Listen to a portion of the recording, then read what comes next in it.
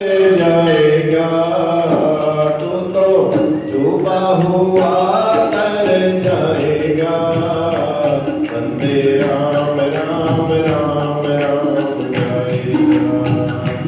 वंदे राम राम राम राम गाएगा। तू तो डूबा हुआ तर जाएगा। तू तो डूबा हुआ तर जाएगा। वंदे राम राम राम राम गाएगा। वंदे राम राम राम राम गाएगा। वंदे मत कर किसी की बुराई, कौन देगा ये तेरी गवाही।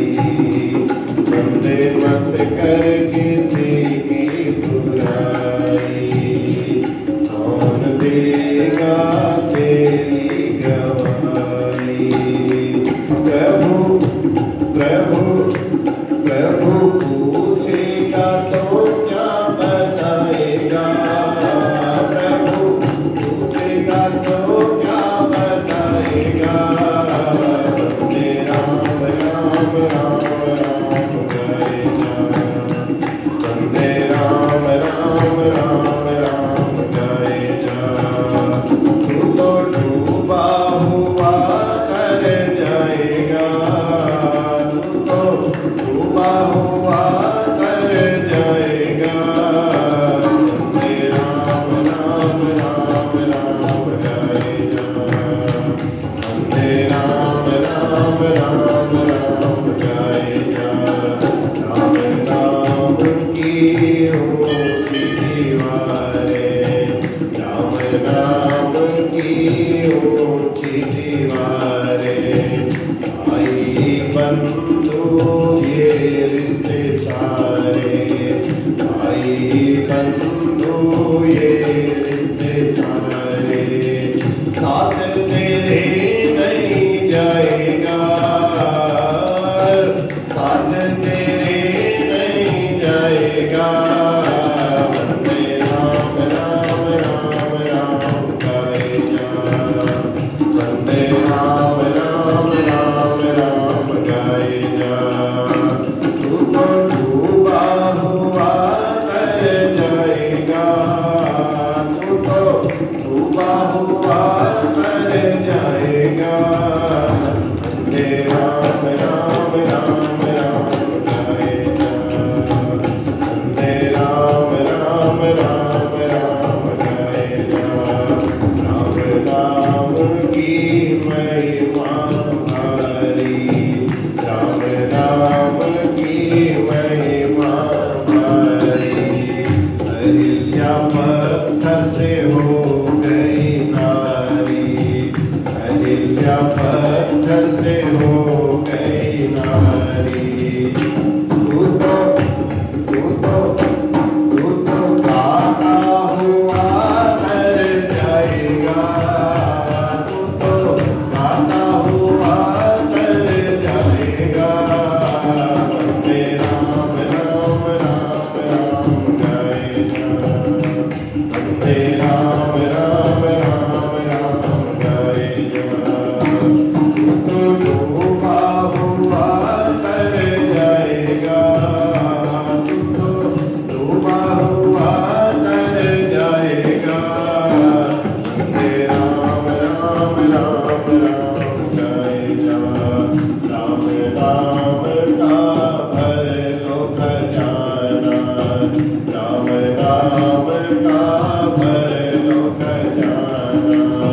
साथ तेरे यही है जाना, साथ तेरे यही है जाना। तेरे तेरे तेरे अंत समय काम आएगा। तेरे अंत समय काम आएगा।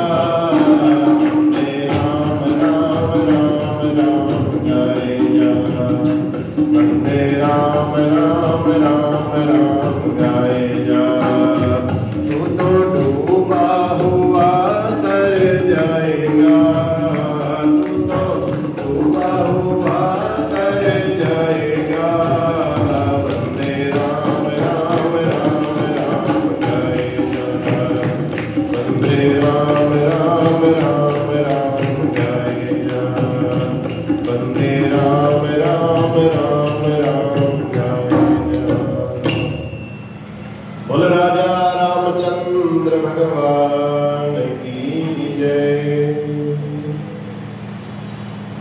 वर्णानामर्थसङ्घानां रसानां छन्दसामपि मङ्गलानां च कर्तारौ वन्दे वाणी विनायकौ भवानी शङ्करौ वन्दे श्रद्धा विश्वासरूपिणौ याभ्यां विना न पश्यन्ति सिद्धा स्वान्तस्तमीश्वरम् मनोजवं मारुततुल्यवेगं जितेन्द्रियं बुद्धिमतां वरिष्ठं वातात्मजं वानरयूथमुख्यं श्रीरामदूतं शरणं प्रपद्ये। श्रीगुरुचरणसरोजरज निजमन मुकुर सुधारि वरणौ रघुवर विमल यशो जोदायक फलचारि बंदौ श्री तुलसी के चरण जिनकी हो जगु काज कलि समुद्र बूढ़त लख्यो प्रगट्यो सत्तुजाज प्रगट्यो सत्तुजाज। सियावर राम जय जय राम, हे प्रभु राम जय जय राम। मंगल भवन अमंगल हारी द्रवं सुदशरथ अखिल बिहारी। मंगल भवन अमंगल हारी उमा सहित जगत पुरारी। मंगल मूर्ति मारुति नंदन सकल मंगल मूल निकंदन पवन तनय संतन हितकारी।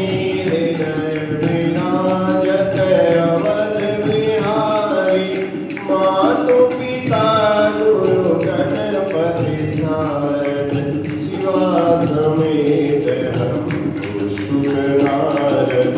चरण बंदी बिनवउ सब काजु देहु राम पद निभाउ। बंदौ राम लखन बैदेही जय तुलसी के परम सनेही। राजा राम राम राम राजा राम राम राम राजा राम राम राम सीता राम राम राम। राजा राम राम राम राजा राम राम राम राजा राम राम राम सीता राम राम राम सीता राम राम राम सीता राम राम राम सीता राम राम राम राजा राम राम। बोल शंकर भगवान की, राजा रामचंद्र महाराज की जय।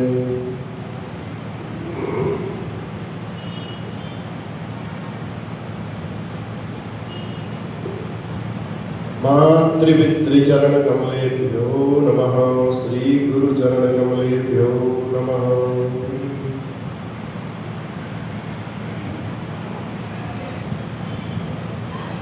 कल की कथा में नारद मोह के बारे में आपको बताया। नारद जी को किस चीज का मोह हो गया था? मैंने काम को भी जीत लिया है और मैंने क्रोध को भी जीत लिया है।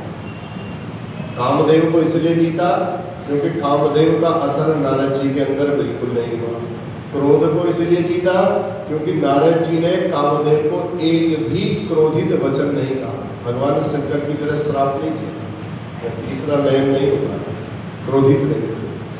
इसलिए आज नारद जी को लगा कि भगवान शंकर ने तो खाली काम ही काम को जीता था, मैंने काम के अलावा क्रोध को भी जीत लिया। एक डिग्री मेरी ज्यादा होगी। अब एक डिग्री ज्यादा होगी तो अहंकार आएगा ही आएगा। प्रभुता पा ही काही मद नारी। तो नारद जी महाराज के जब अंदर ये सारी बातें कल हमने आपको विस्तार से बताई, तब नारद गवने शिव पाई, चिता काम मनमानी। तब नारद गवने शिव पाई, चिता काम मनमानी। भोलेनाथ जी भोलेनाथ ने नारद जी को बड़े प्रेम से बुला लिया। नारद जी गए भोलेनाथ के पास, कहा जाकर के आज मैं भगवान शंकर को पूरी अपनी कथा सुनाता हूँ। जब आदमी कोई अपना विशेष काम कर लेता है तो बढ़ चढ़ करके सबके पास जाता है, बताता है आज मैंने ये किया, आज मैंने ये किया, आज मैंने ऐसा किया। आज नारद जी भी भगवान शंकर के पास गए और जाकर के भोलेनाथ ने बड़े प्रेम से कहा, आइए नारद जी आपका स्वागत है। आज भोलेनाथ तो राम कथा के बड़े रसिक हैं, बड़े प्रेमी हैं राम कथा के। अगर उनको लगता है कि नारद जी जैसे संत हमारे पास आ रहे हैं तो इसका मतलब है कि आज हमें राम कथा सुनने की जो हमारी इच्छा है, पिपासा है, वो पूर्ण हो जाएगी, प्यास पूर्ण हो जाएगी।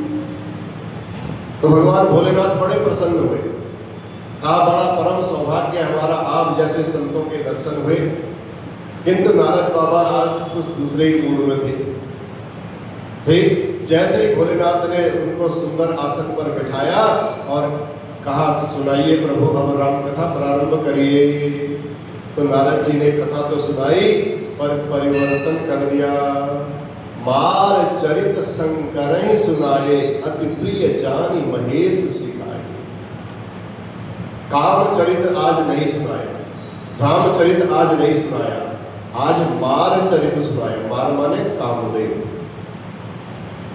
कामदेव का चरित्र जब सुनाने लगे महाराज, मैं वहां गया था, कथा सुनाते भोलेनाथ ने कहा कामदेव, नारद जी बताते भोलेनाथ को कामदेव इंद्र ने बड़ी भारी तपस्या देख करके कामदेव को मेरे पास भेजा, मेरी समाधि को टिका नहीं पाया।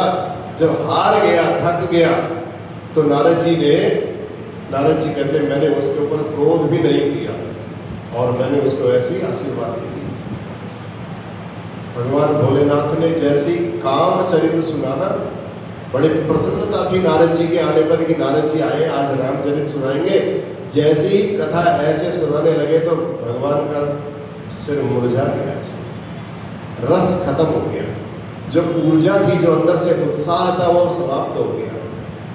भगवान ने कहा देखो, भोलेनाथ ने सोचा आए थे आप राम कथा सुनाने के लिए, लेकिन आप तो एक कामदेव का चरित्र सुनाने लगे, काम कथा सुनाने लगे हो, भोलेनाथ जी का अपमान नहीं लग रहा है। तब नारद जी ने भोलेनाथ से पूछा प्रभु सरकार क्या मेरी कथा आपको अच्छी नहीं लग रही है? अब भोलेनाथ तो सत्यवादी है, सत्य को सत्य बोल देते हैं ताकि इसका भला हो जाए, अगर ये समझे तो। भोलेनाथ ने कहा सुनाई तो सुनाई नारद जी, आज एक बात सुन लो, हमने तो तुम्हारी कथा जैसे कैसे सुन ली, लेकिन आज के बाद ऐसी कथा कहीं नहीं सुनाना। अगर भगवान नारायण आपसे पूछने भी लगे तो आप पूछने के बाद भी इस कथा को नहीं सुनाना। नारद जी ने कहा मैंने इतनी उत्साह से मैं भर करके यहाँ आया शंकर जी के पास, और मेरी कथा सुनने के बाद इन्होंने बोला मेरे को इतनी भी तुम्हारी कथा अच्छी नहीं लगी, अब बता क्या बीतेगी उस कथा पर। जब श्रोता कहते हैं कि आपकी कथा हमारी इतनी भी समझ में नहीं आई, तो फिर वो तो कहेगा धिक्कार है मेरी जिंदगी में, मैंने खाली समय बर्बाद किया। नारद जी बड़ी प्रसन्नता से आए थे, लेकिन भगवान शंकर ने जब कहा हमने तो जैसे कैसे सुन ली, निभा दिया तुमको, लेकिन आगे भगवान विष्णु यदि पूछेंगे भी तो भी आप मत बताना।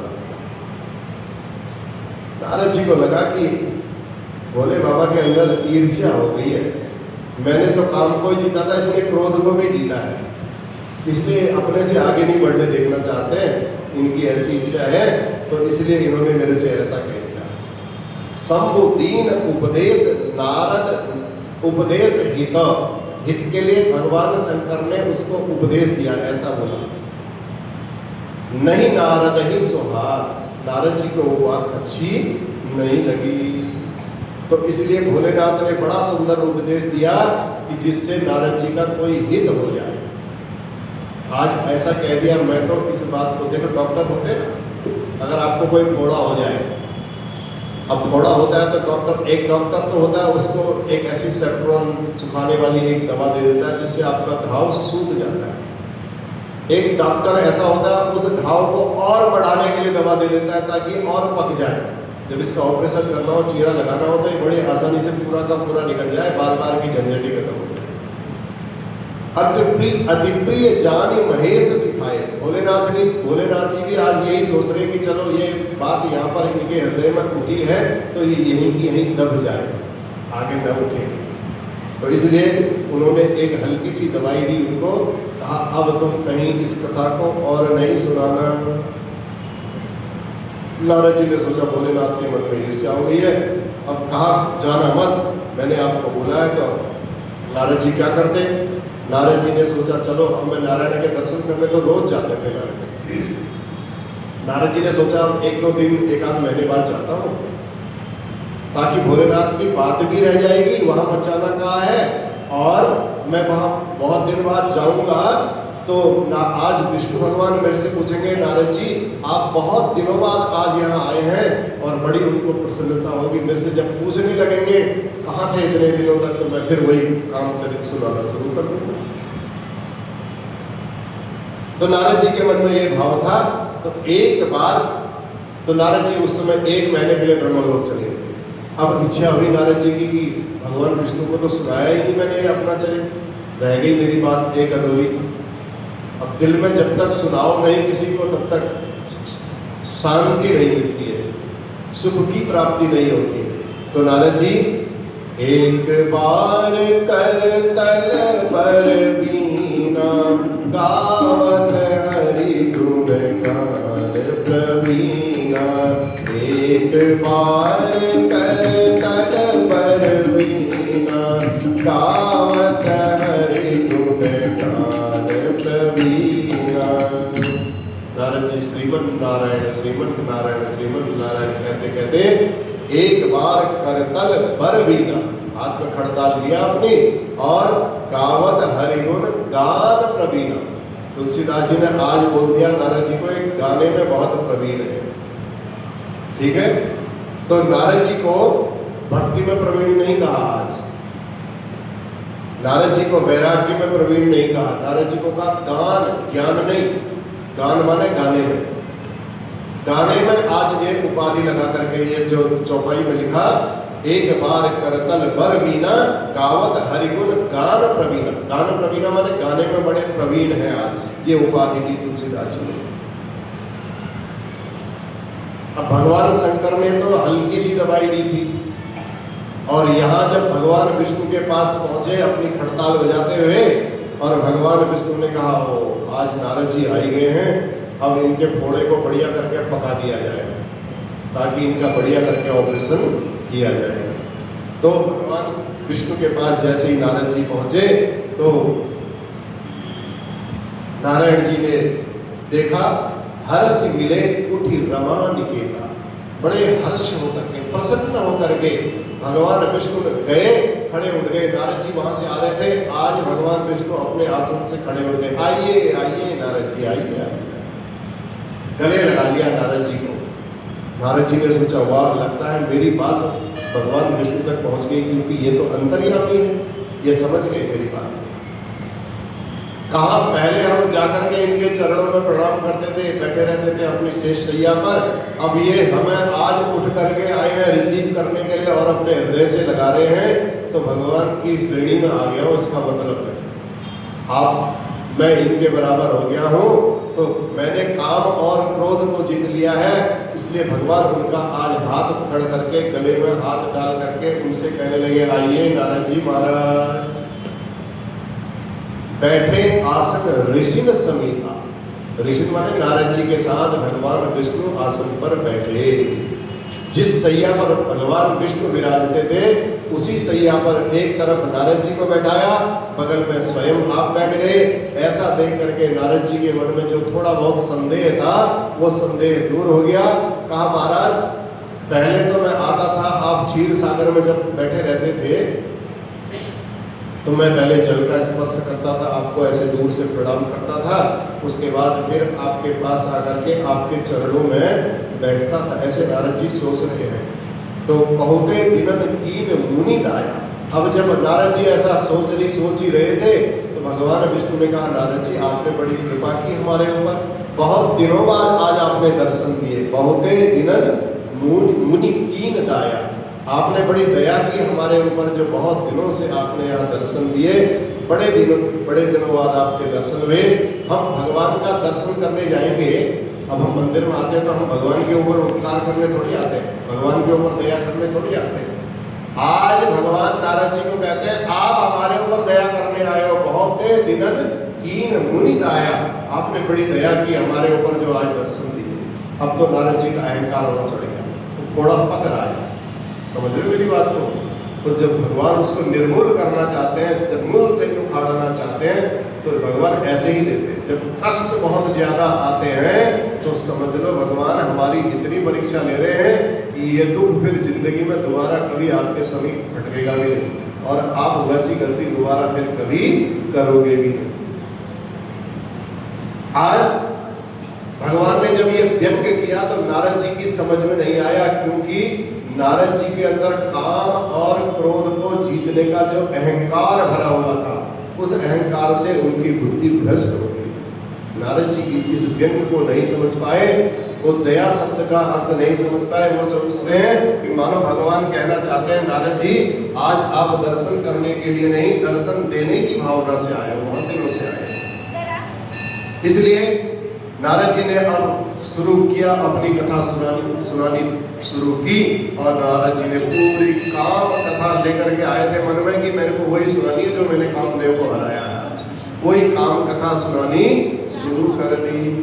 वो स्वामी तुलसीदास जी कहते हैं, काम चरित नारद सब भागे, यद्यपि प्रथम पर जी शिव राखे।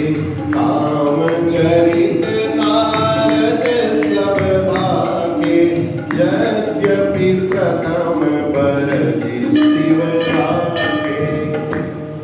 यद्यपि प्रथम बरजी शिव राखे। बरजी माने शिव जी ने यद्यपि पहले उनको रोका हुआ था। बरजी माने रोक लिया था, बेटा ऐसा नहीं करना, जो तूने गलती मेरे यहाँ कर दी है वो गलती तेरे को वहां दोबारा नहीं करनी है। लेकिन काम चरित नारद सब भागे। नारद जी ने पूरा काम चरित बात सुना दिया। भोलेनाथ की बात का बिल्कुल ध्यान नहीं दिया, इग्नोर कर दी उनकी बात। कथा सुनते ही भगवान का, विष्णु भगवान का मुख कमल भी उदास हो गया। कहा नारद जी परम कौतुकी भगवान की कथाओं का, भगवान की लीलाओं का वर्णन करते थे। आज नारद जी ने जब काम कथा सुनाई तो भगवान ने सोचा, नारद तुम्हारे जैसे ब्रह्म ऋषि के स्मरण मात्र से काम लोगों के समाप्त हो जाते हैं, इच्छाएं समाप्त हो जाती हैं। तुमने काम को जीत लिया तो कौन सी बड़ी बात हो गई? तुम तो ऐसे हो, ब्रह्मज्ञानी हो, तुम्हारा स्मरण करना है तो कामदेव का उन पर असर नहीं हो सकता है, लेकिन तुमने कामदेव को जीत लिया तो ये कोई बड़ी बात नहीं है।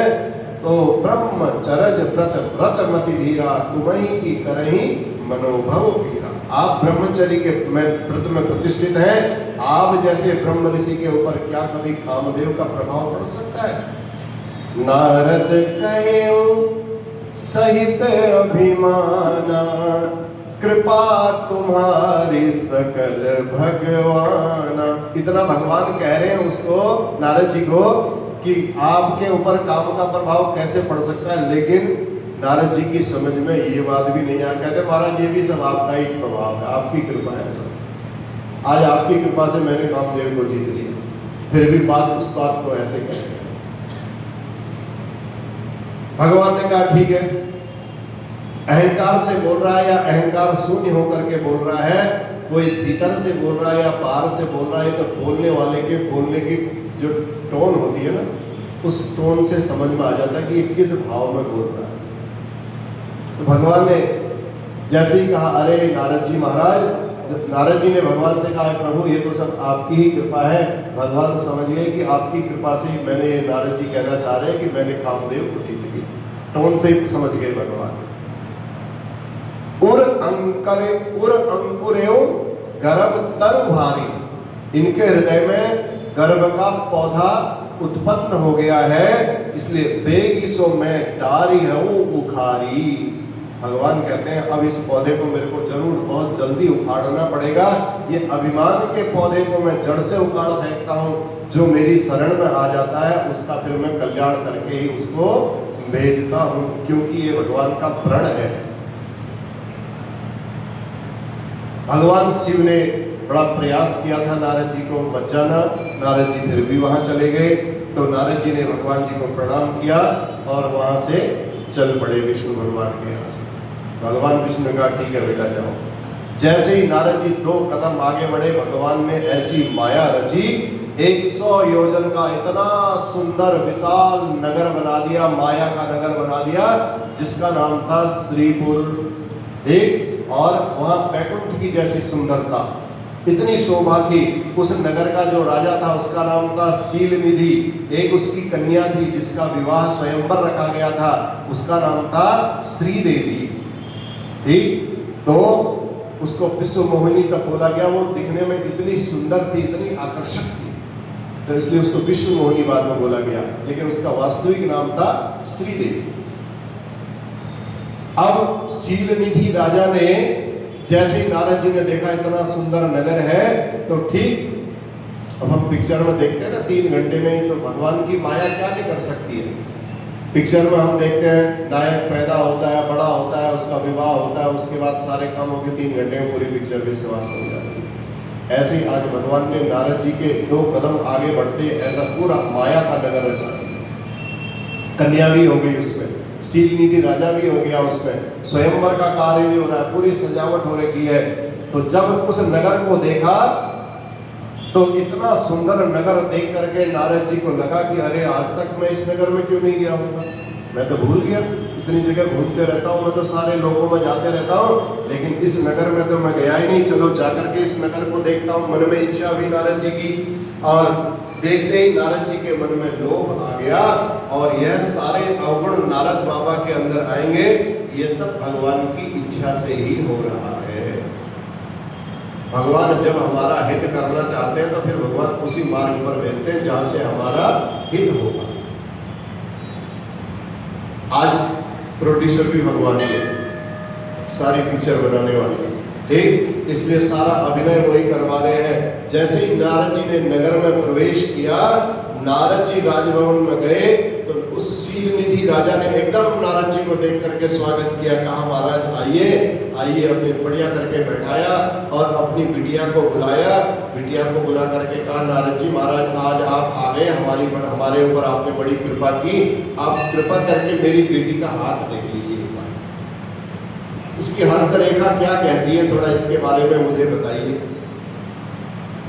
आनी दिखाई नारद ही भूपति राजकुमारी, कहु नाथ गुण दोष सबा, यही के हृदय विचार।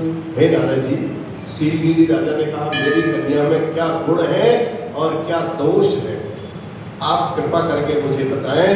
और देखो यहां सबसे पहले पूछा कहु नाथ गुण दोष सब। यहां तो शील निधि राजा कहता है मेरी बेटी के पहले गुण बताओ, उसके बाद दोष बताओ। लेकिन जब हिमाचल जी के पास गए थे नारद जी, तो हिमाचल जी ने मेना का हाथ देखने के लिए क्या बोला था, त्रिकालज्ञ सर्वज्ञ तुम गति सर्वत्र तुम्हारी, कहो सुता के दोष गुणों। पहले दोष बताइए मेरी बेटी के, उसके बाद फिर गुण बताना। मुनिवर हृदय विचार। हिमाचल जी ने नारद जी को वहां ऐसा बोला था, पहले दोष बताइए फिर गुण बताना।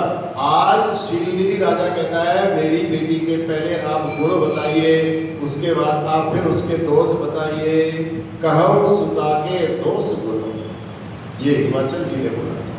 और कहो नाथ गुण दोष सब, ये बोला है शील निधि राजा ने।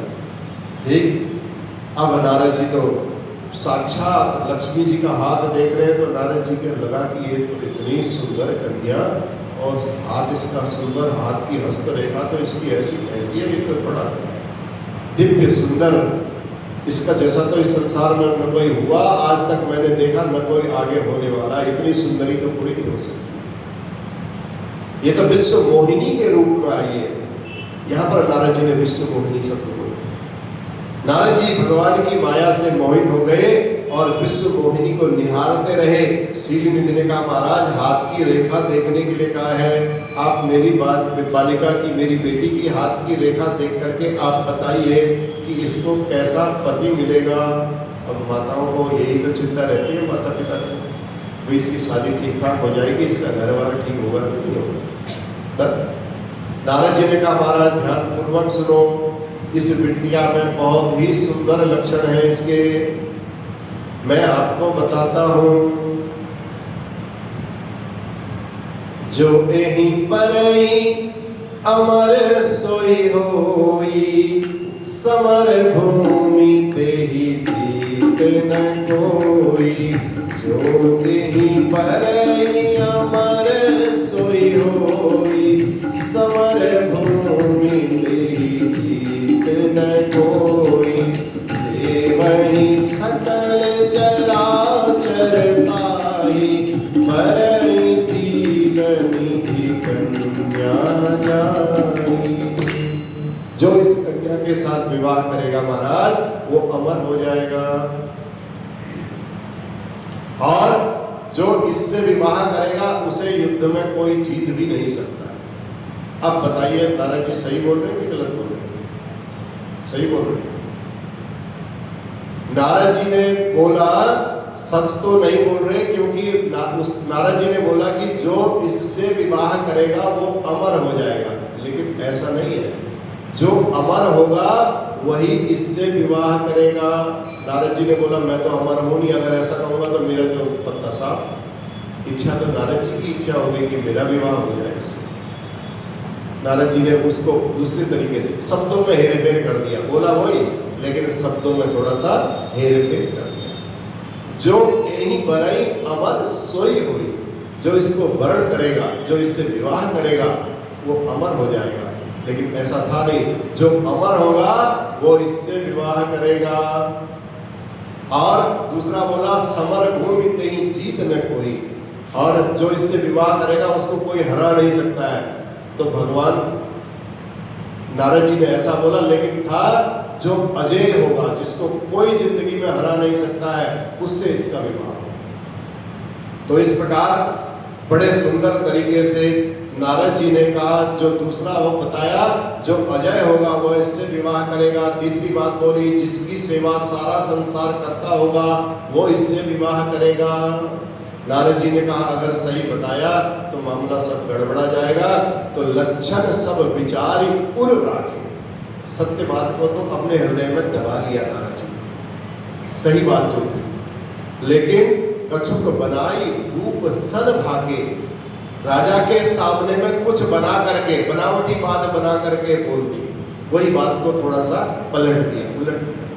नारद जी आज अब राजा से झूठ कह दिया, तुरंत वहां से दौड़ कर चले जाने लगे। नारद जी सोचने लगे कि क्या करूं, इसका विवाह स्वयंवर तुरंत होने वाला है, अब ज्यादा देर नहीं है। यहाँ से अगर बैकुंठ गया, पता चला बैकुंठ जाने तक इसका विवाह हो गया, ये तो किसी और के साथ चली गई, मैं क्या करूँ।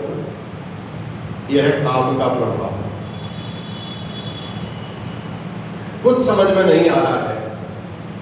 जो सच्चे संत होते हैं ना, जब उनका पतन होता है तो भगवान आकर के उनकी स्वयं रक्षा करते हैं। और जो मायावी संत होते हैं, मायावी माने ठग संत, ठगने वाले, तो जब उनका पतन होता है तो भगवान उनके लिए ऐसी हवा चला देते हैं, बहुत आगे तक इतना बढ़ा देते हैं, इतना ऊपर उड़ाते हैं कि तुरंत वहां से गिरता है, और गिरने के बाद फिर रीढ़ की हड्डी भी टूट जाती है, फिर कहीं का नहीं रहता। तो इसलिए सच्चा संत होना चाहिए। तो उघरहि अंत न होई निबाहु, काल नेमि जिमि रावण राहु। जिसने संत का भेष बनाया वह संसार में एक न एक दिन अवश्य प्रकट होगा। लेकिन जिसने भीतर से संत का स्वभाव है उसका, और उसका भगवान की माया, जिसके अंदर भीतर से संत का स्वभाव होगा, भगवान की माया उसको व्यापेगी नहीं, वो सब इन सब चक्करों में नहीं पड़ेगा। इसलिए जो सच्चे संत होते हैं वह संसार में ज्यादा इतना अपने मन को नहीं लगाते, संसार से कोई आशा भी नहीं करते, और एक आशा राम जी से दूसरी आशा छोड़ दे। बस उनके मन में तो एक ही भाव रहता है।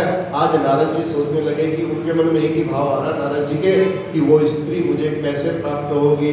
तब नारद जी को ध्यान आया, मोरे हित हरि सम नहीं को, मेरा हित करने में भगवान के समान कोई दूसरा नहीं है। अगर कोई मेरा हित करेगा तो वो मेरे प्रभु ही कर सकते हैं और कोई नहीं कर सकता है। नारद जी यद्यपि रोगी है, आज उनको रोग लगा है काम का, किंतु वे जानते हैं कि संसार का हित, संसार उनका हित नहीं कर सकता है। आज भी नारद जी के मन में ये विश्वास है कि अगर मैं संसारियों के पास जाऊंगा तो संसारी मेरा हित करने वाले नहीं है। संसार से ये सब हमारे लिए भी है। संसार से यदि कामना करोगे तो आपको कोई परिणाम नहीं निकलेगा, कोई रिजल्ट नहीं निकलेगा। अगर यही आपने कामना भगवान से रख ली तो आपका रिजल्ट भी तुरंत निकल जाएगा। अगर नारद जी चाहते तो कामदेव भी तो बहुत सुंदर था, कामदेव से भी सुंदरता मांग सकते थे, लेकिन नारद जी ने कामदेव से सुंदरता नहीं मांगी। नारद जी ने भगवान विष्णु से सुंदरता मांगी। तो नारद जी ने महाराज संसार को बता दिया कि संसार से कामना नहीं करना। कामना नारद जी करते हैं और भगवान से कहते हैं, मोरे हित हरि सम नहीं को, मेरा हित करने में हरि के समान कोई दूसरा नहीं है। ऐसी भावना जब भगवान ने देखी, देखो सारी बातें भगवान ने अवगुण देखे, लेकिन एक गुण देखा नारद जी के अंदर कि मेरा हित करने में भगवान के समान कोई दूसरा नहीं है। नारद जी सोच रहे अंदर से, भगवान बीच गए, जेहि विधि होई नाथ हित मोरा, करम सोबेगी दास में तोरा। जेहि विधि होई नाथ हित मोरा, करम सोबेगी दास में तोरा। भगवान से कह दिया, प्रभु जैसा आपको उचित लगे, जैसा मेरा जिसमें हित हो आप वैसा करो। भगवान से ये कर दो, वो कर दो, फलाना कर दो, फलाना कर दो। हो सकता है भगवान आप जो मांग रहे हो, जो चीज करवाना चाह रहे हो, उसमें आपका हित ना हो। इसलिए भगवान से एक प्रार्थना करनी चाहिए, जेहि विधि होई नाथ हित मोरा। प्रभु जैसे मेरा कल्याण हो आप वैसा करो। आप तो जान ही जानो, सबको जानते हो किसके मन में क्या है, किसके मन में क्या है। हम क्यों भगवान जी को कहेंगे मेरी ये इच्छा है। भगवान आपकी इच्छा इतनी होगी, भगवान जी इतनी इच्छा से देंगे। उनकी सामर्थ्य इतना देने की है, आपकी सामर्थ्य इतना मांगने की है। अब बताइए, तो इसलिए भगवान से कभी ये वाली चौपाई सबको याद होनी चाहिए और हमेशा भगवान के आगे बोलना चाहिए, जेहि विधि नाथ होई हित मोरा, करम सोबेगी दास में तोरा। भगवान ने कहा ठीक है, अब तुम जो है मेरे से अगर हित की बात कहते हो तो मैं तुम्हें हित की ही बात करूंगा तुम्हारे, अब अहित की बात नहीं करूंगा। नारद जी के समझ में आ गई। नारद जी भगवान के पास आए, यार अब जाने लगे बैकुंठ को तो देर हो जाएगी, सोचने लगे तो भगवान का स्मरण किया और तुरंत भगवान नारद जी के सामने प्रकट हो गए। और नारद जी ने कुछ नहीं, आगे की बात नहीं बताई, पीछे की बात नहीं बताई और कहा, महाराज मुझे अपना स्वरूप दे दीजिए, अपना सा रूप दे दीजिए। भगवान समझ गए कि कोई इसने आगे कोई प्रसंग नहीं बताया, रूप काय के लिए चाहिए, कोई संदर्भ नहीं बताया और मुझे रूप दे दीजिए, ये ऐसा बोल रहे हैं तो कोई न कोई बात है। तो नारद जी ने, भगवान ने कहा, नारद बाबा आप कोई विवाह इत्यादि करना चाहते हैं क्या? महाराज बाद में बताऊंगा ये सब बातें, मैं आपको अभी टाइम नहीं है मेरे पास, फटाफट क्विक एक्शन लीजिए आप। भगवान ने कहा ठीक है। अब रूप कौन मांगता है बताओ। अब विवाह में जाओ, किसी कोई गाड़ी मांग लेता है, कभी किसी के पास वस्त्र न हो तो वस्त्र मांग लेता है, पगड़ी न हो तो पगड़ी मांग लेते हैं, चांदी की पगड़ी, सोने की पगड़ी, है ना। तो लेकिन आज तक विवाह में अपना रूप दे दो किसने बोला? भगवान भी बड़े हैरान हो गए, भैया ऐसी क्या बात मांग ली तुमने, बताओ। अब भगवान ने नारद जी ने एक बात बोली थी, जेहि विधि होई नाथ हित मोरा। भगवान ने कहा तेरा हित इसी में है, मैं अपना रूप तुझे दे देता हूँ, हरि का रूप दे दूंगा। हरि माने होता है बंदर, और हरि माने भगवान भी, ठीक। हरि का एक पर्यायवाची शब्द बंदर के लिए भी प्रयोग किया जाता है। तो भगवान ने उसको, नारद जी को सुंदर से बंदर बना दिया।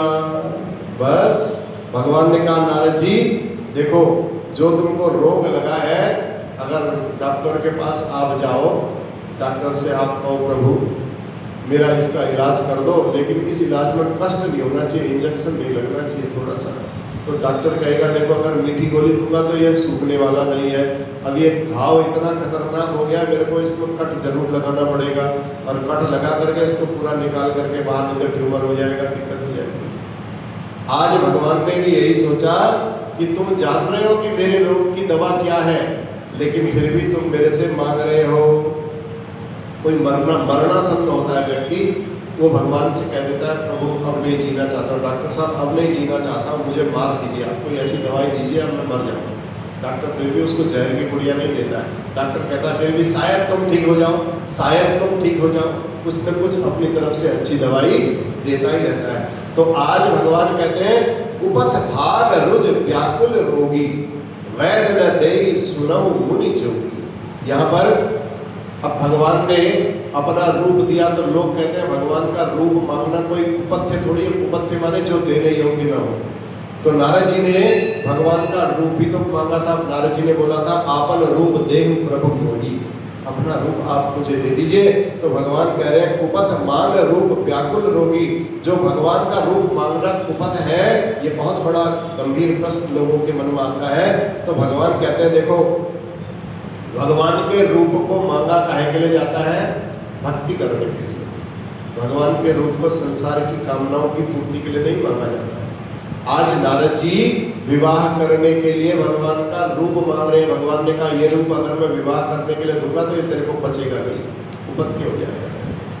तो इसलिए भगवान का रूप मुक्ति के लिए होता है, हमारी मुक्ति हो जाए प्रभु आपका दर्शन करते करते, आपका दर्शन करते करते हमारा विवाह हो जाए कहोगे तो भगवान फिर विचार करेंगे आपको। तो इसलिए जीव को सारूप्य मुक्ति तभी मिलती है, उसे भगवान का स्वरूप प्राप्त होता है जब वो भक्ति के लिए भगवान का रूप मांगता है। किंतु नारद जी आज भगवान का रूप विवाह बंधन के लिए मांग रहे थे, इसलिए नारद जी को भगवान ने कहा एक कुपत्य है। तो भगवान कह रहे हैं मैं वह करूंगा जिसमें आपका परम हित होगा। तो नारद जी का हित करने के लिए भगवान ने नारद जी को जैसे ही सुंदर से बंदर बनाया, तो जब सभा में आए नारद जी, और सभा में आए तो नारद जी को लगा मैं बड़ा सुंदर लग रहा हूँ, और शंकर भगवान ने अपने 2 पार्षद भेज दिए, कहा जाओ मेरे को लाइव टेलीकास्ट करके वहाँ से बताते रहना यहाँ क्या क्या हो रहा है, क्योंकि मैंने नारद को मना किया था, मैं भी देखना चाहता हूँ कि वहाँ जा करके भगवान ने इसका क्या इलाज किया। अपने 2 जो रुद्रगण थे उन रुद्रगणों को भेज दिया, और रुद्रगण जैसे ही वहाँ जाने, भगवान जैसे नारद जी वहाँ राज्य में पहुँचे, विष्णु मोहिनी के पास पहुँचे, तो नारद जी को लगा कि वो वरमाला लेकर के आ रही थी। तो नारद जी को उसने जैसे ही देखा, बंदर का मुंह देखा, तो मुंह सिकोड़ करके उसने तुरंत वो दूसरी लाइन में चली गई।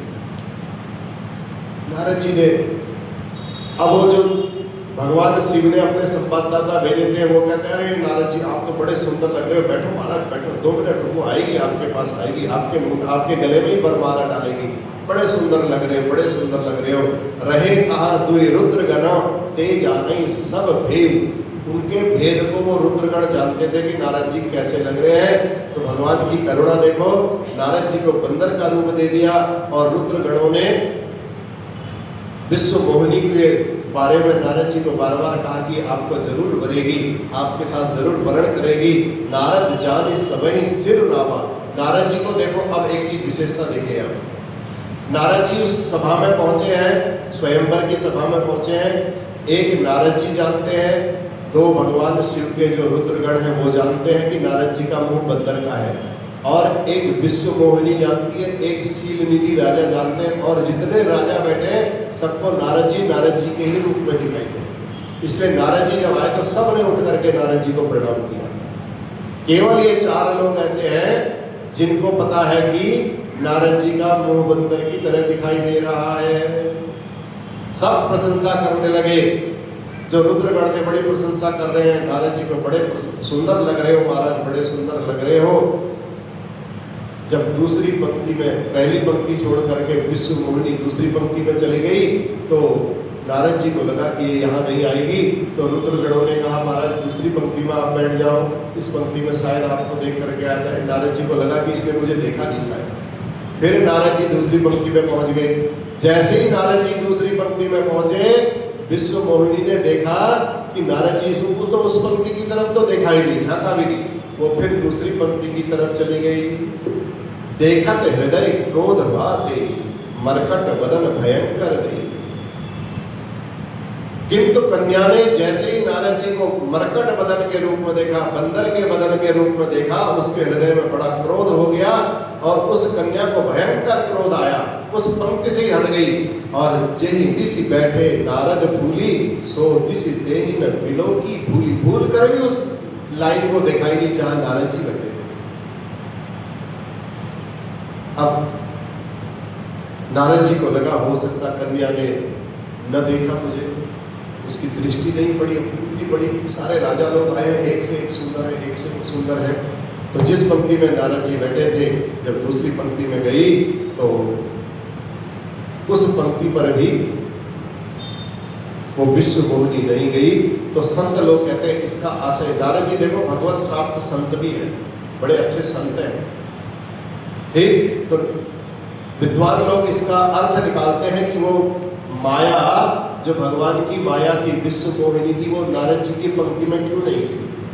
तो जहां भगवत कृपा प्राप्त संत बैठता है, उसका माया कुछ नहीं बिगाड़ सकती, माया उसके पास जा भी नहीं सकती है, ठहरने की तो बहुत दूर की बात है, ठीक। तो इसलिए माया की हिम्मत नहीं होती कि उधर की तरफ दृष्टिपात कर सके।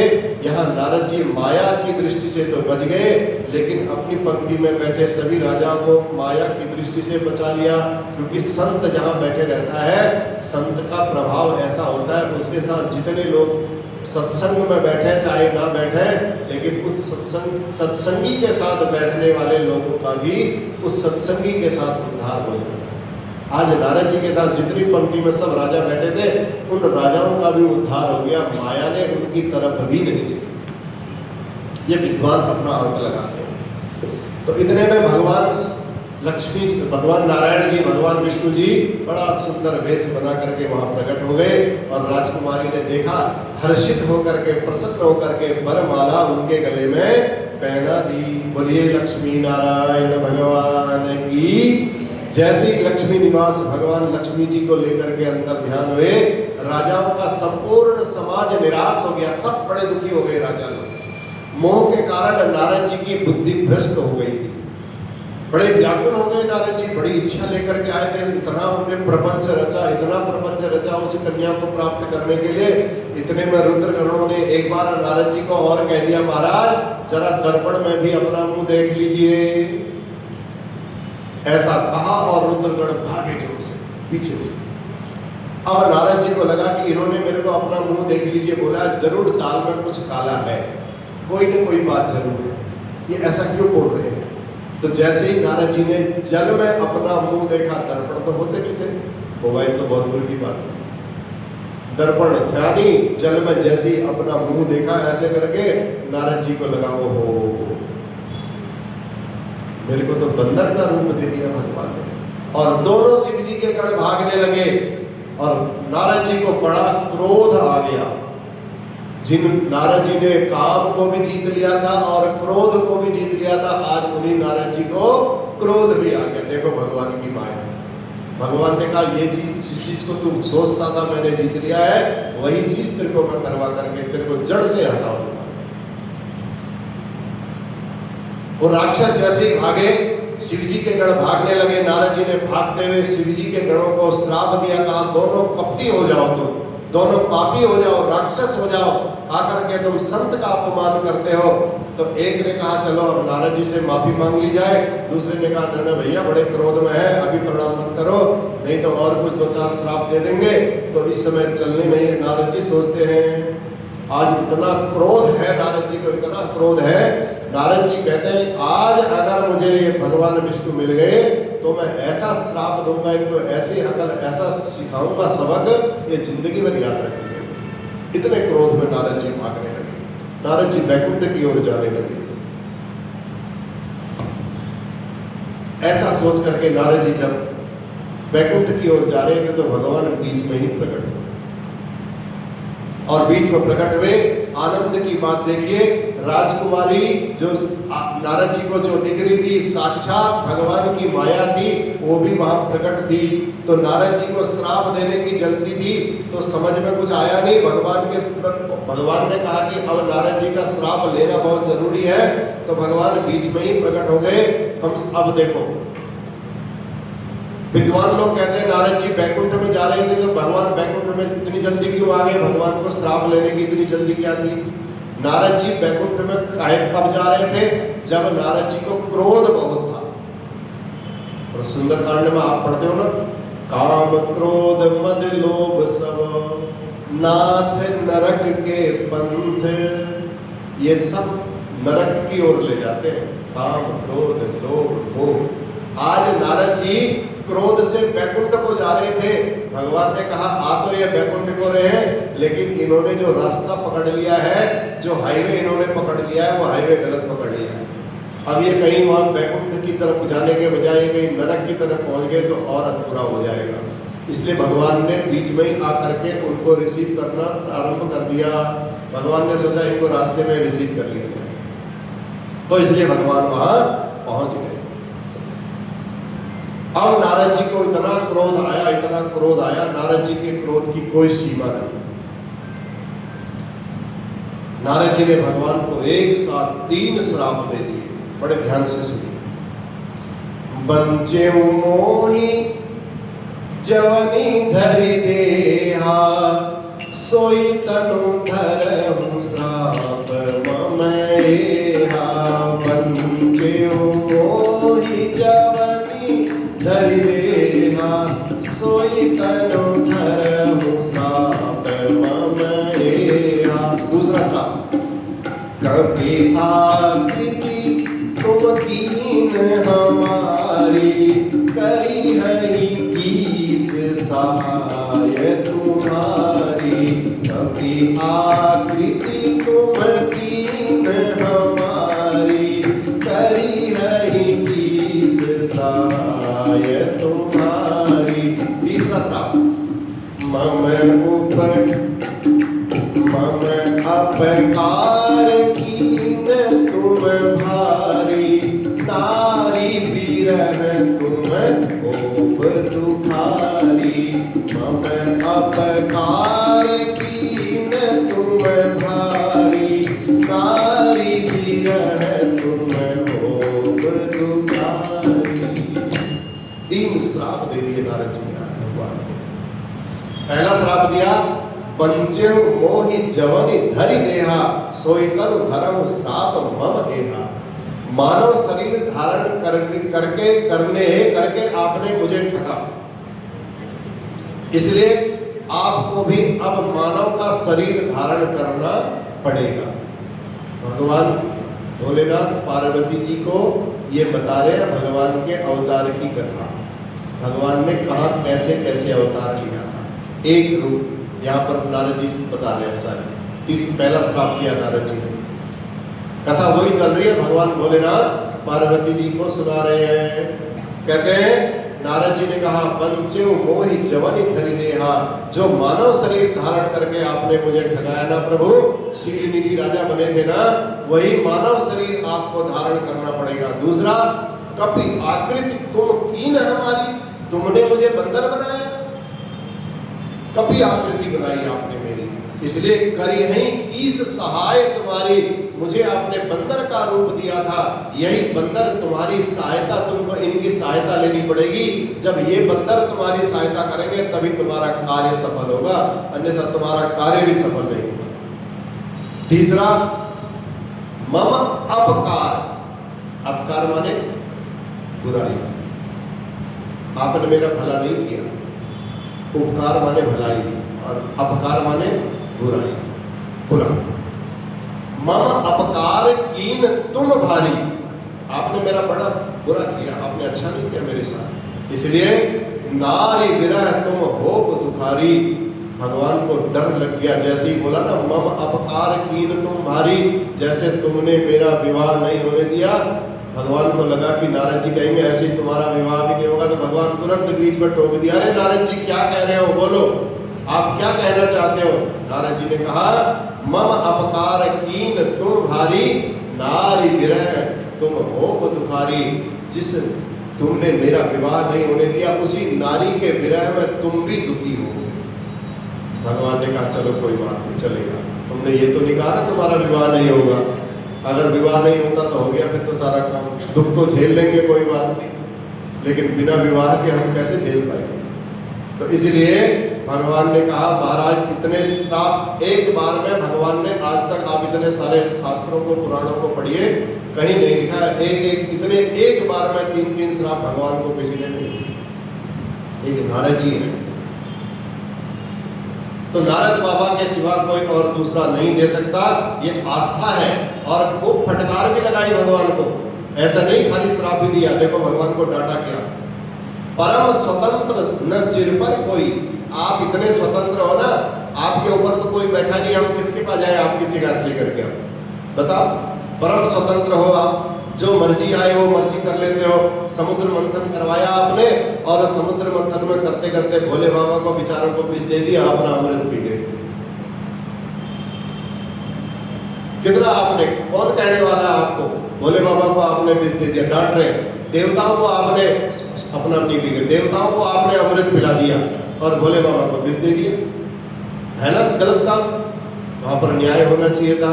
और बेचारे जो राक्षस थे उनको आपने विष दे दिया, जहर पिला दिया, आपको मर्जी, आपको कोई कहने वाला थोड़ी है। स्वयं कौस्तुभ मणि ले लिया आपने, वहीं 14 रत्न निकले, और लक्ष्मी जी को भी ले लिया साथ में। आपका सदा हमेशा सर्वदा कपट का व्यवहार रहा है, भगवान सब सुन रहे थे, मानो सारे श्राप भगवान शीश पर धर कर कह रहे थे बाबा देखो तुम कहते हो मैं परम स्वतंत्र हूँ, लेकिन मैं स्वतंत्र नहीं हूँ, मैं तुम्हारे श्राप को अपने शीश पर धारण कर रहा हूँ, तुम जैसे संत मेरे शीश पर बैठते हैं बाबा जी। नारद जी भगवान कहते हैं, तो भगवान ने कहा मैं अपने भक्तों के अधीन हूँ, मैं स्वतंत्र नहीं हूँ, अहम भक्त पराधीन, मैं अपने भक्तों के अधीन हूँ। फिर भगवान ने कहा, जैसे ही भगवान ने क्या किया, अपनी माया को तुरंत हटा लिया वहां से। नारद जी को लगा अरे ये क्या हो गया, इतना बड़ा राज्य था, इतना सब कुछ था, ये तो सब गायब हो गया, यहाँ पर कुछ नहीं है। और जैसे ही देखा, साक्षात लक्ष्मी नारायण को नारद जी ने वहाँ पर देखा, और वो राजकुमारी भी गायब, वो सीलनिधि राजा भी गायब। अब नारद जी नीचे को तरफ देखते, वो राज्य था जहाँ मैं गया था वो कहाँ गया, सब गायब। अब नारद जी को बड़ा दुख हुआ, शोक होने लगा, अरे राम राम, मैंने किसको श्राप दे दिया है, तो भगवान को श्राप दे दिया। केवल भगवान नारायण खड़े खड़े मुस्कुरा रहे हैं, और नारद जी चारों तरफ देख करके नारद जी को लगा कि मेरे से बहुत बड़ा अपराध हो गया है, मैंने साक्षात भगवान को श्राप दे दिया है। भगवान के चरणों में नारद जी गिर पड़े, और भगवान के चरणों में गिर करके कहा प्रभु जो मैंने आपको श्राप दिया है ना, मेरा सारे जितने श्राप है सब झूठे हो जाए। भगवान ने कहा ना, ये मेरी माया थी, ये मेरी इच्छा थी, मैं चाहता था ऐसा हो, मृषा हो मम श्राप कृपाला। नारद जी कहते हैं मेरे जितने श्राप है सब मृषा हो जाए, झूठे हो जाए। भगवान ने कहा नहीं, ये सब मेरी इच्छा से हुआ है नारद जी, तो मैं तुम्हारे अभिमान को मिटाना चाहता था, मेरा एक ही लक्ष्य था केवल, बस इसलिए मैंने ये लीला की। अब तुम जाओ, जाकर के भगवान शिव के पास, और जाकर के वहां शिव पुराण की तुम कथा सुनो। अब शिव पुराण की कथा सुनने के लिए नारद जी को भेज दिया, कहा तुम्हारा उद्धार अब वहीं हो सकता है, भगवान शिव के पास जाओ, और जब शिव पुराण की जपाऊं जाई शंकर सतनामा, आप शंकर जी के पास जाओ, शिव पुराण की कथा सुनो, और शिव पुराण की कथा जब आप सुनोगे, उस कथा को सुनने से ये जो माया है ना, जिसके प्रभाव से आपके अंदर काम जागृत हो गया था, मेरा आशीर्वाद है ये माया तुम्हारे आसपास भी नहीं बढ़ती। नारद जी भगवान शंकर के पास शिव पुराण सुनने के लिए गए। हम भी आपको 1 अगस्त से 9 अगस्त तक शिव महापुराण की कथा को सुनाने के लिए रघुनाथ मंदिर में आमंत्रित करेंगे। बोल शंकर भगवान की। आप सभी लोग 1 अगस्त से 9 अगस्त तक शिव महापुराण की कथा इस रघुनाथ मंदिर के प्रांगण में प्रायोजित हो रही है। हमारी कमलेश बहन जी इस कथा की मुख्य आयोजक हैं और आप सभी लोगों ने बढ़ चढ़ करके इस कथा को श्रवण करने के लिए भी आना है, क्योंकि शिव जी की कथा सुनने से ही ये माया का प्रभाव आप पर नहीं पड़ेगा। ये नारद जी प्रमाण है। ठीक, भगवान ने कहा जाइए आप शिव पुराण का श्रवण करिए। अब न तुम्हें माया नियर आई। जब तुम शिव पुराण सुन लोगे फिर ये माया तुम्हारे पास कभी नहीं भटकेगी। मैं आपको आशीर्वाद देता हूँ। नारद जी महाराज गए और भगवान के शिव सतनाम का उन्होंने आश्रय लिया। भगवान भोलेनाथ कहते हैं पार्वती मैया से, हे देवी, क्या कहते हैं पार्वती मैया से, हे देवी, यही कारण था कि नारद जी ने भगवान नारायण को श्राप दे दिया था। पार्वती के मन में इच्छा बड़ी उत्कंठा हुई ना, मेरे गुरु जी ने श्राप दे दिया भगवान को, भगवान ने ऐसी कौन सी गलती कर दी थी। तो ये बात भगवान शंकर जी ने पार्वती जी को बताई थी कि तुम्हारे गुरु जी भी इसमें एक कारण बने थे भगवान के अवतार लेने में। तो ये बात आज भोलेनाथ ने भगवान से तीसरा कारण बताया। ये प्रभु के अवतार का तीसरा कारण बताया। चौथा सुनाए, कल सुनाएंगे, थोड़ा समय है वैसे, चलेगा? एक अवतार सुनाना पड़ेगा, फिर कल राम जी का जन्म भी हो जाएगा। कल वैसे भी होना ही है, तो थोड़ा सुनाते हैं जहाँ तक चलेगा। बोलिए भक्त वत्सल भगवान की। भगवान भोलेनाथ माता पार्वती को राम जी के अवतार का चौथा कारण सुनाते हैं। कहते हैं देखो भोलेनाथ, हे देवी सुनो, राम जी के चौथे जन्म का कारण था साक्षात परब्रह्म परमात्मा ही मानव शरीर धारण करके आए थे। स्वयं भुव मनु अरु सतरूपा जिनते नर सृष्टि अनुपा दंपति धर्म आचरण नीका अजहु गाव सुखी स्वयं भुव मनोहर सतरूपा जिनते नर सृष्टि अनुपा। स्वयंभू मनु और शतरूपा जी, इनके संतान होने से ही हम सब मानव कहलाए। मनु की संतान होने से ही हम सब मानव कहलाते हैं। तो इन मनु और शतरूपा ने 71 चतुर्युगी तक राज्य किया। एक चतुर्युगी हो गया कलयुग, सतयुग, त्रेता, द्वापर और कलयुग एक बार। ऐसे 71 चतुर्युगी 71 चतुर्युगी तक इन्होंने राज किया। होई न विषय विराग भवन बसत भा चौथ पन हृदय बहुत दुख लाग जन्म गयो हरि भगत। राज करते करते भगवान की भक्ति नहीं की, मन ऊब गया इनका। तो इसलिए गोमती नदी में इन्होंने सब अपना राजकाज अपने बच्चों को सौंपा और बच्चों को सौंप करके तपस्या करने के लिए जंगल में चले गए और गोमती नदी के तट पर स्नान किया। स्नान करने के बाद साधु संतों के आश्रम में गए और 12 अक्षर मंत्र का जप करने लगे।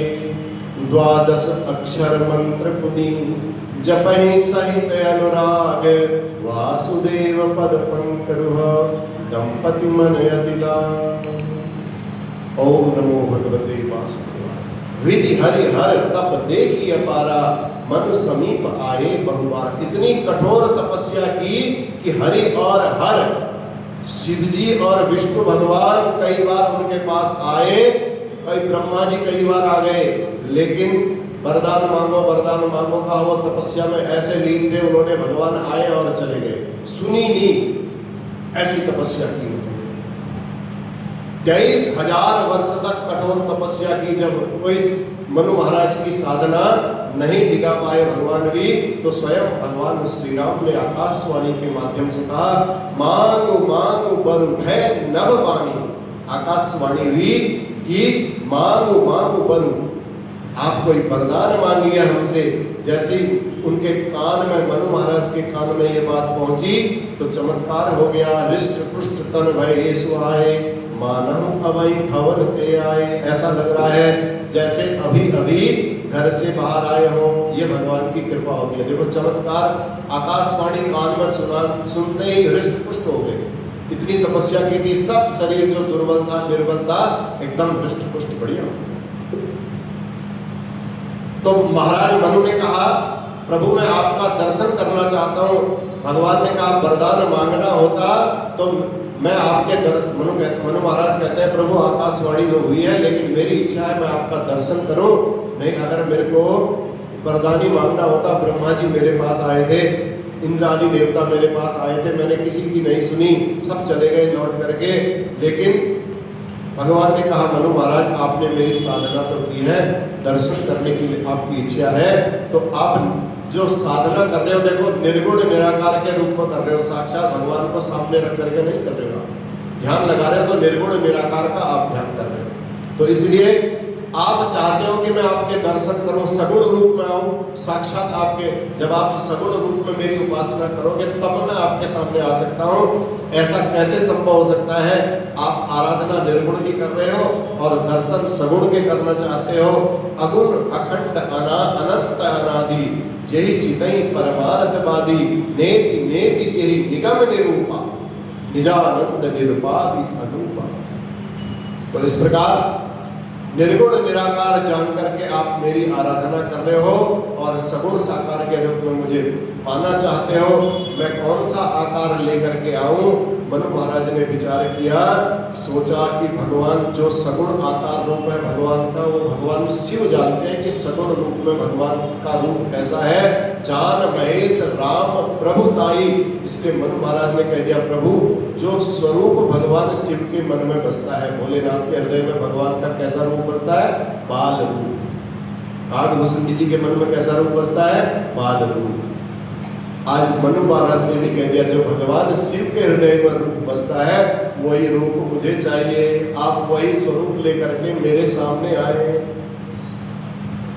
मैं उसी रूप में आपका दर्शन करना चाहता हूं। जेहि कारण मुनि जतन कराई, जो भुसुंडी मन मानस पाए। सगुण अगुण जो भुसुंडी मन मानस हंसा, सगुण अगुण जेहि निगम प्रशंसा।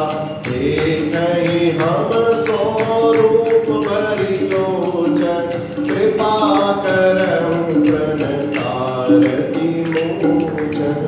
मैं आपका वही रूप देखना चाहता हूँ। भगवान प्रसन्न हो गए और भगवान प्रकट हो गए। अब मानस के चारों वक्ता सावधान हो गए। देखो, चार वक्ता सबसे पहले हमने आपको बताए थे। भगत बचन प्रभु कृपा निदाना, विश्ववास प्रगटे भगवान। चारों वक्ता बोल पड़े एक ही स्वर में। कौन प्रकट हो रहा है? अब जैसे ही भगत बचन कागभूषुंडी जी भक्ति के घाट पर बैठे हुए, वो भक्ति प्रधान है उनका घाट। तो कागभूषुंडी जी से पूछा, कौन प्रकट हो रहे हैं? कागभूषुंडी जी ने कहा, भैया मैं तो भक्ति के घाट पर बैठा हूँ, मेरे हिसाब से भक्त वत्सल भगवान प्रकट हो रहे हैं। याज्ञवल्क्य जी महाराज के पास गए, कहा कौन प्रकट हो रहा है? याज्ञवल्क्य जी ने कहा, भैया हम तो कर्म के घाट पर बैठे हुए हैं, मुझे लगता है साक्षात भगवान ही प्रकट हो रहे हैं। भक्त वत्सल भगवान प्रकट। गोस्वामी जी तुलसीदास जी के पास पहुंचे। गोस्वामी तुलसीदास जी ने कहा, भैया भक्तों के लिए, मैं तो देखो ज्ञानियों के लिए विश्ववास हो सकते हैं, गोस्वामी जी ने कहा भक्तों के लिए भक्त वत्सल हो सकते हैं, लेकिन मैं तो दैन्य घाट पर बैठा हूँ, मेरे लिए कृपा निधान के रूप में प्रकट हो रहे हैं। जब कृपा करते हैं तो कृपा करके भगवान दर्शन देने के लिए प्रकट हो जाते हैं। चारों वक्ताओं ने अपने अपने दृष्टिकोण से निरूपण किया तो भगवान प्रकट हो रहे हैं। कैसे हो रहे हैं? नील सरोरुह नील मणि, देखो भगवान का स्वरूप। नील सरोरुह नील मणि, नील नीरधर श्याम। लाजहि तन शोभा निरखी, कोटि कोटि सतकाम। नील सरोरुह नीलमणि नील नीलधर श्याम। भगवान नील नीलधर है, साक्षात भगवान ऐसे नीलाम्बुजस्यामल कोमलांगम सीता समारोपितवाम। नील वर्ण के भगवान इतने शोभायमान हो रहे हैं और मनु शतरूपा भगवान के चरणों में साक्षात लेट करके दंडवत प्रणाम कर रहे हैं। भगवान ने तुरंत मनु और शतरूपा को उठाया है और कहते हैं महाराज वरदान मांगो। तब बहुत कठोर साधना आपने की है, मांगो बरजोई भाव मना महादानी अनुमान। मुझे महादानी मान लो आज आप। भगवान स्वयं कहते हैं मनु शतरूपा को, आप जो मन में भावे सो मांग लो, मैं आपको देने के लिए तैयार हूँ। इसी शब्द को मनु जी ने पकड़ लिया, महादानी शब्द। जब महादानी है, जो मन में चाहे वो मांगना चाहे, तो भगवान ने कहा तो मनु महाराज ने कहा जब भगवानी है, महादानी है भगवान, तो सर्वस्व दान कर देंगे, सब कुछ जो मांगो दे देंगे। तो कहा मांगो बरजोई भाव मनो महादानी अनुमान। तो मनु जी ने सोचा कैसे मांगो कैसे मांगो। मनु महाराज भगवान की भावना समझ रहे हैं, ये मुझे ही मांगना चाहते हैं। भगवान समझ रहे हैं कि ये मुझे ही मांगना चाहते हैं, लेकिन ये बोल नहीं पा रहे हैं, संकोच कर रहे हैं। तो भगवान ने कहा संकोच त्याग दो, जो इच्छा है मांगो, लेकिन कैसे मांगे, किसकी सामर्थ्य होगी भगवान से कह दें कि तुम मेरा बेटा बन करके आ जाओ, किसकी हिम्मत होगी ऐसे।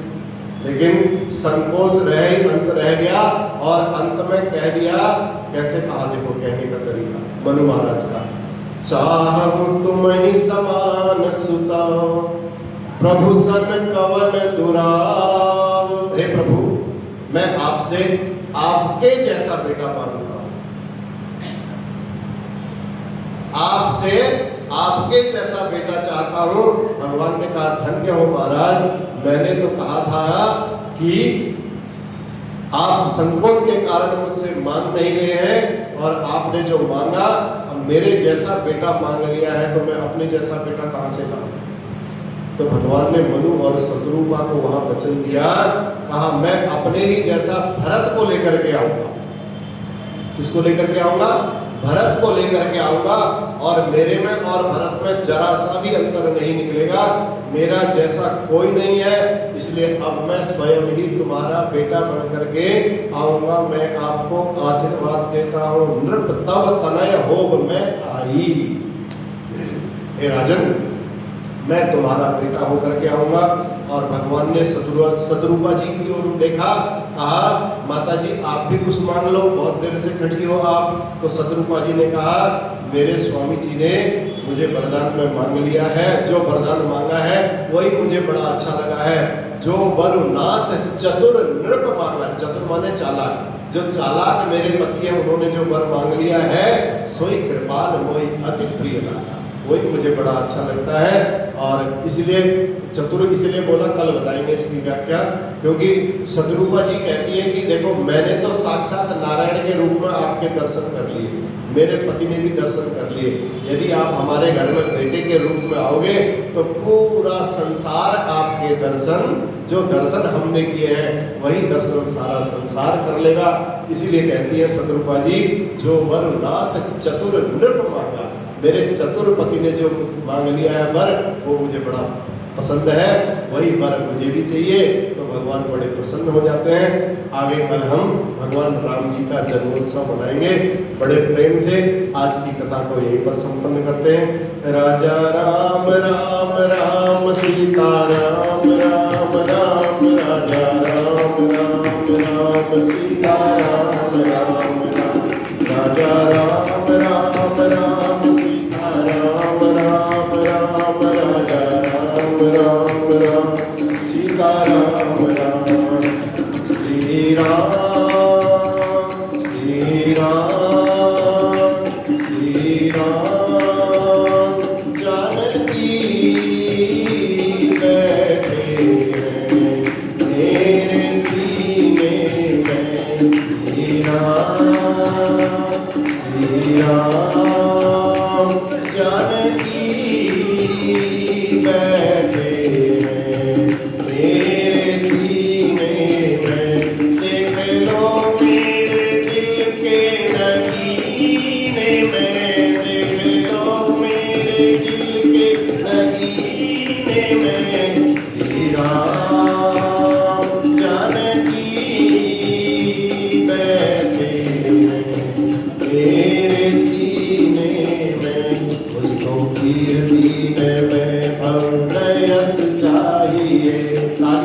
स्वागत करो भगवान जी का। मुझको कीर्ति में वैभव यश चाहिए, राम के नाम का मुझको रस चाहिए, राम के नाम का मुझको रस चाहिए। सुख मिले